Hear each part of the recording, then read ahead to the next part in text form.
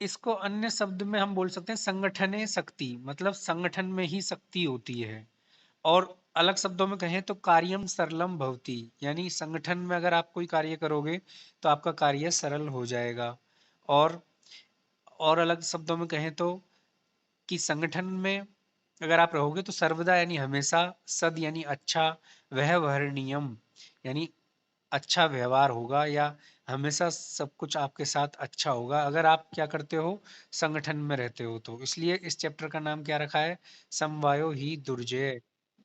हाँ, यानी समवाय अर्थात संगठन को जीतना, दुर्जय यानी बहुत कठिन है, दुर उपसर्ग है इसमें, जय यानी जीतना। अब कहानी क्या है इसकी, ये आप आगे देखें। पुरा एकस्मिन वृक्षे एका चटका प्रतिवस्ती स्म। पुराने समय में एक वृक्ष पर एक चिड़िया रहती थी। अब इस यहाँ पर ये पीपीटी इतनी अच्छी है कि इसमें एक एक चित्र को दिखाया है। तो देखो यहाँ पर चिड़ियाएं दिखाई दे रही हैं दो, ठीक है।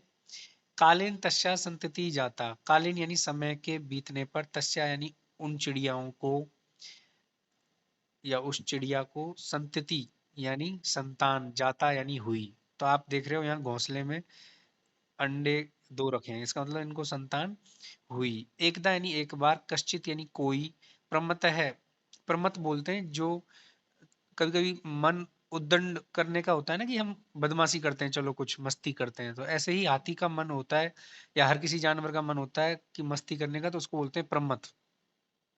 ऐसा गज है यानी हाथी, तस्य यानी उस, वृक्ष से यानी वृक्ष के, अधः यानी नीचे, आगत्य यानी आकर के, तस्य यानी उस पेड़ की, शाखाम यानी शाखाओं को, टहनियों को, ब्रांचेस को, सुंडेन यानी सूंड से, एत्रोटियत यानी तोड़ देता है।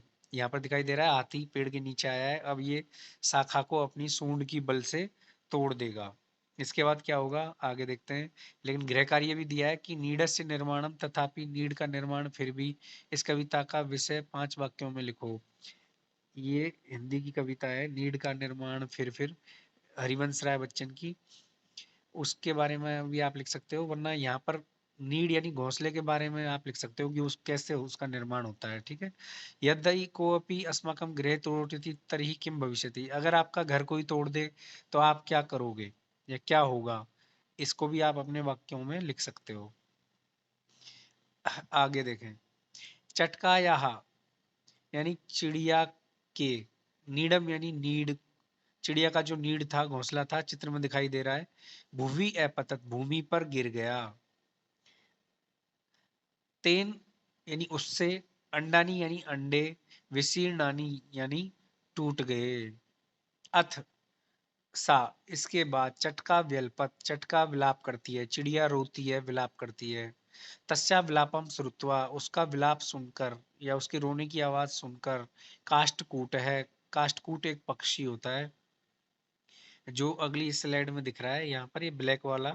तो इसकी क्या होती है, चोंच बहुत लंबी होती है, इसलिए इसको कास्ट कूट कहा है। कास्ट यानी लकड़ी को, जो कूट यानी काट देता है या काट काट के खोखला, हाँ खोखला कर देता है, इसको वुड पेकर इंग्लिश में बोलते हैं। तो यहाँ पर है कि काष्टकूट नाम यानी नाम का, खगय यानी पक्षी, दुखेन यानी दुख के साथ, ताम यानी उस चिड़िया को, अपृक्षत यानी पूछता है।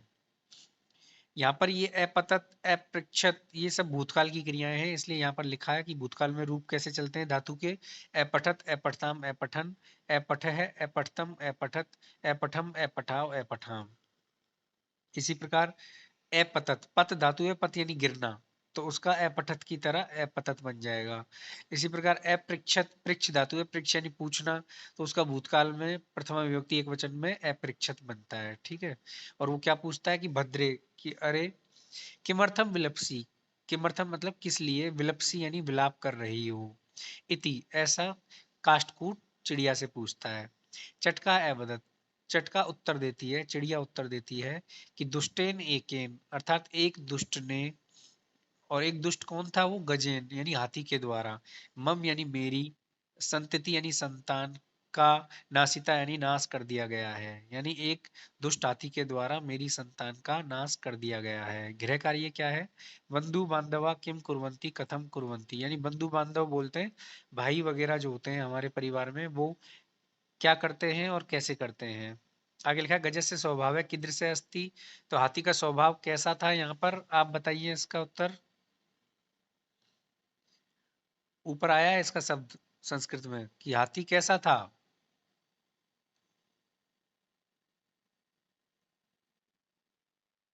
मस्तीखोर, लेकिन उसको संस्कृत का शब्द आया है। उसको संस्कृत का शब्द देखो क्या है उसके लिए, प्रमत है।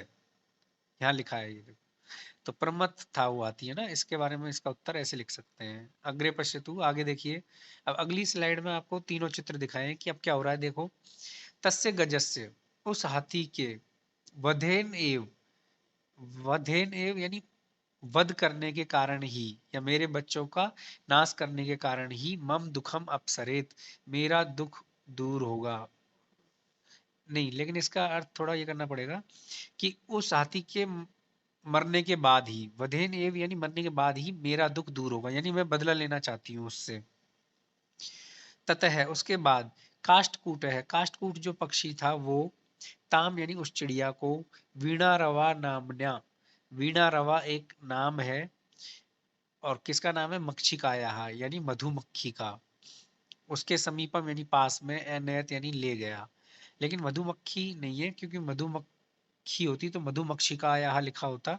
मक्षिका यहाँ है मतलब ओनली केवल मक्खी, जो घर वाली भी होती है ना, हाउस फ्लाई, उसको भी मक्षिका बोला है। और उसका नाम वीणा रवा इसलिए बोला है क्योंकि वो जब बोलती है तो उसकी आवाज ऐसे आती है, भिन भिन, यानी जैसे वीणा बज रही हो, इसलिए उसका नाम क्या है, वीणा रवा, यानी वीणा के जैसी आवाज करने वाली। तो उसका नाम इसलिए वीणा रवा रखा क्योंकि वो वीणा की तरह आवाज करती थी।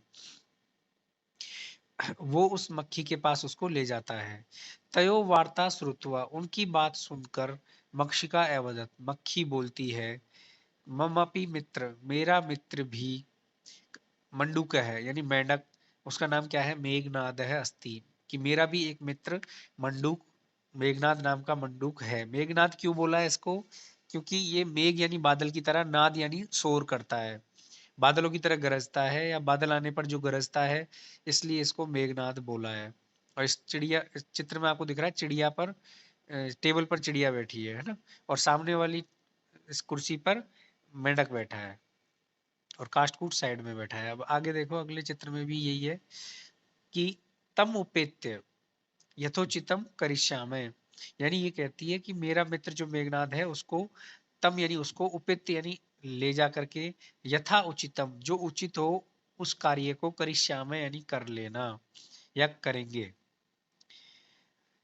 तदानीम उसके बाद, तऊ यानी वो दोनों, मक्षिकया सह यानी काष्ठकूट और चिड़िया, उस मक्खी के साथ, गत्वा यानी जाकर के, मेघनादस्य मेघनाद नामक मेंढक के, पुरह यानी सामने, पुरह अव्यय शब्द है, सर्वम यानी सब कुछ, सर्वम सर्वनाम शब्द है, वृतांतम यानी कहानी को, नैवेद्यताम यानी बता देते हैं, निवेदन कर देते हैं, या सारी कहानी को उसको बता देते हैं। तो अब मेघनाद क्या बोलता है, मेघनाद है अवदत, मेघनाद बोलता है, यथा अहम कथयामी, जैसा मैं कहता हूँ, तथा कुरुतम वैसा करिए, मक्षी के, और मक्खी को बोलता है कि हे मक्षी के, प्रथमम त्वम सबसे पहले तुम, मध्याह्ने यानी दोपहर में, तस्य गजस्य उस हाथी के, करने यानी कान में, शब्दम कुरु यानी आवाज करना। आगे क्या होता है देखो, चित्र में दिखाई दे रहा है कि ये मक्खी जो है ऊपर येलो कलर में, ये उसके कान में आवाज कर रही है, लेकिन उससे पहले आवाज कर चुके, ये जब का चित्र है जब कास्टकूट उसकी आंख को फोड़ रहा है ना। और क्या लिखा है आगे, कि तुम उसके शब्द में आवाज करोगे, उससे क्या होगा। अब यहाँ देखो, येन सह जिससे वह, नयने यानी आंखों को, निमिल्य यानी मसलता हुआ, स्थास्यति यानी खड़ा हो जाएगा, तदा उसके बाद, काष्ठकूट है, काष्ठकूट जो पक्षी है वो, चंचुआ यानी चोंच से, तस्य नयने उसकी आंखों को, स्फोट ईष्यति यानी फोड़ देगा। यहाँ पर वी गलत लिखा है, यी होना चाहिए यहाँ पर, है ना, यी, स्फोट यिष्यति यानी फोड़ देगा, एवं सह और वह, गजह यानी हाथी, अंधः भविष्यति अंधा हो जाएगा, तृषार्थ, तृषार्थ यानी प्यास से व्याकुल होकर, सह यानी वह, जलाशयम यानी तालाब की ओर, गमिष्यति यानी जाएगा। ये सभी क्रियाएं भविष्य काल की हैं, क्योंकि बाद की कहानी बता रहा है वो कि ऐसा होगा। मार्ग यानी रास्ते में, महान यानी बहुत बड़ा, गर्त है यानी गड्ढा, अस्थि यानी है। जैसा कि यहाँ चित्र में दिखाई दे रहा है कि रास्ते में बहुत बड़ा गड्ढा है।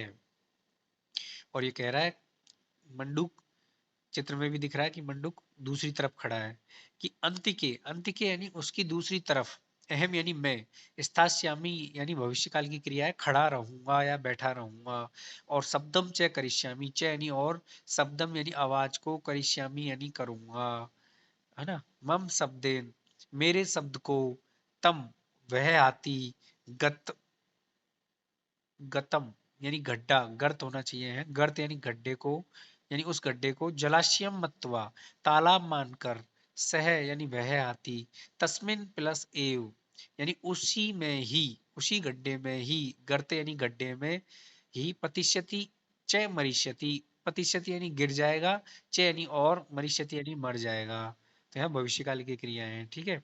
तो जैसा कि यहाँ दिख रहा है गड्ढे में हाथी गिर चुका है और ये मेंढक आवाज कर रहा था, इसलिए वो इस गड्ढे को ताला मान के इसमें गिर जाता है। आगे क्या होता है देखिए यहाँ पर।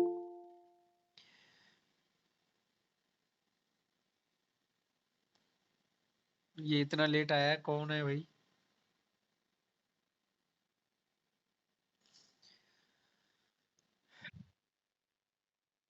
अच्छा, चलो कोई बात नहीं, आगे देखें।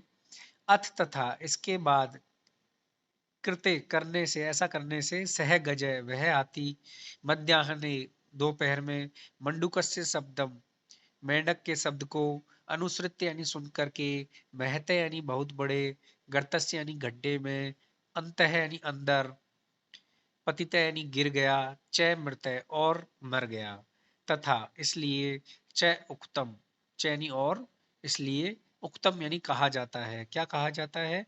कि बहुनाम प्लस अपि यानी बहुत सारे भी, अपि इसमें से निकलेगा तो ई की मात्रा य में बदल जाएगी, य में ए है, तो क्या बनेगा? असाराणाम, यानी बहुत सारे, असाराणाम यानी दुर्बल, कमजोर, छोटे छोटे या सूक्ष्म या तुच्छ जीव जो होते हैं, जीव जंतु, वो सभी अगर बहुत सारे हैं, तो वो सभी बहुत सारे समवायो यानी मिल जाएं या एक संगठन बना लें, तो उनके संगठन को भी जीतना दुर्जय यानी बहुत कठिन होता है। ठीक है, ऐसा इस कहानी में बताया गया है। नीचे ये कुछ क्वेश्चन हैं, इनको आप बाद में कर लेना। देखो यहाँ लिखा भी है, सहति कार्य साधिका, मतलब छोटी चीजें भी समूह में मिल करके महान काम को, बहुत बड़े काम को भी सिद्ध है यानी सिद्ध कर देती हैं। इसमें और आगे भी गृह कार्य दिया है, वो भी आप कर सकते हो। और आगे लिखा है, स्वाध्यायात माँ प्रमद है, यानी अपने स्वयं के अध्ययन से आलस्य ना करें, प्रमद है मतलब आलस्य ना करें। ठीक है, अब आप इसकी रीडिंग करिए शुरू से। हाँ, तो सबसे पहले रोल नंबर 1 है। अच्छा, 2, 3, 4, कौन है सबसे पहले? कोई नहीं आया 4 रोल नंबर तक। 5, 6, 7, 8, 9, 10,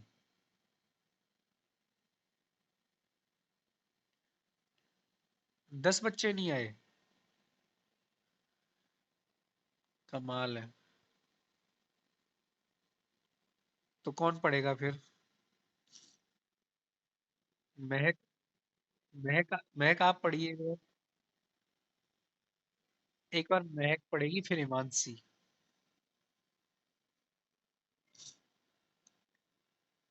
हाँ,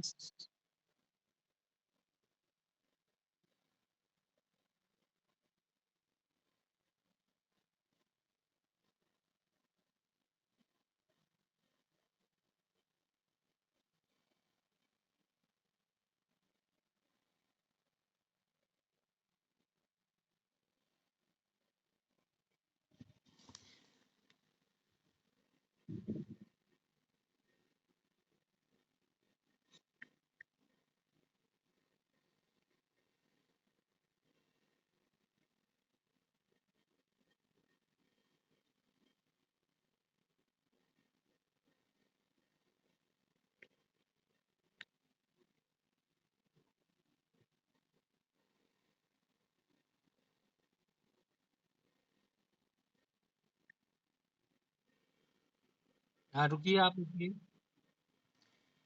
आ- आप रुको, अब ये पढ़ेगी हिमांशी।